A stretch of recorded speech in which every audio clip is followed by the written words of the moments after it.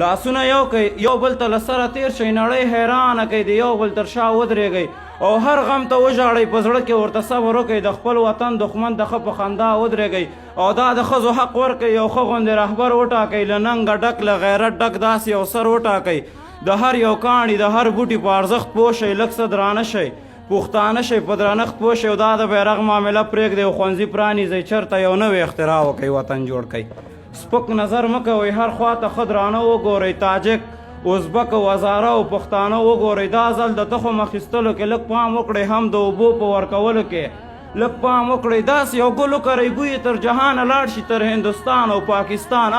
تر ایرانه لاړ شي فصل که دا ځلي خراب شو یا باران ویوړو نو پوه په دې شئ چې مونوم ښه شرمنده په ټول جهان ویوړو نه به تاریخ د احمدشاه او میرویس خان یاد کې څوک نه به تاریخ د امان خان او خوشحال خان یاد کې څوک او دا به نه وی ما په زور ګټلې زما ده دا به نه وی ما په زور ګټلې زما ده یو بلا پسې تر شا بله بلا ده ښه پوهېږې تجارت سوداګري ده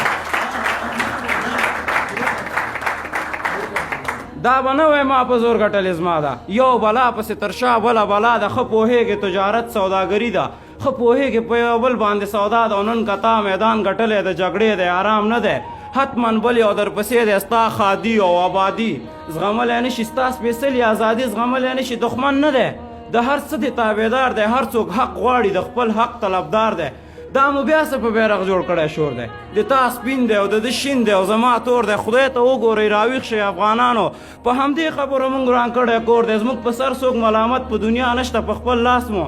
اچولی ځان ته اور دی چې د دین خدمت یې کړی پاتې نه دی چا چې کړی نو حتما پرې پورې تور دی تر خپل وس پورې دلته ظلم کړی د چا لاس ته چې ولیدلی یو څه زور دی نور به څه د صداقت پوښتنه وکړي چې خوړلی په سر غشی له ورور دی دا ښکلی ښار او دا تک شین کلی مې ولې شړ شو دا سور او سپین مخ مې د خدای دپاره ولې خړ شو له دنیا مخکې بېچاره په وینو سرو ککړ شو د مور په خېټه کې ماشوم د بم له غږه مړ شو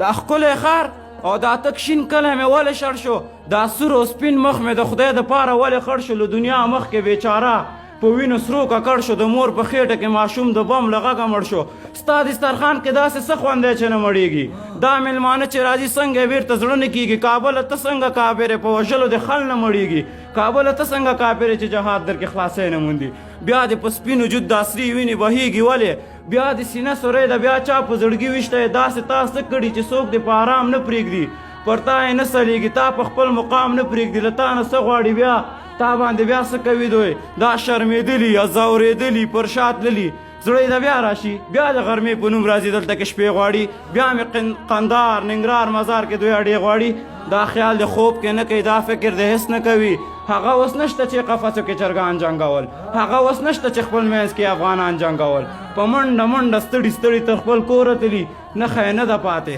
دې ځای نه مختوره تلي نښه یې نه ده پاتې دې ځای نه مختوره تلي یو لنډ یو دوه بیته دي استاده چې هسې وایو یوم دین یو کلمه یوم دولت دی یوم دین یو کلمه یوم دولت دی هسې وایو جمهوریت دی امارت دی بس په دغه سره بیل یو ګناهګار یو تا د ده کړی صفت ما یې غیبت دی اختلاف مو خپلمنځي ځان کې راوستی اختلاف مو خپلمنځي ځان کې راوستی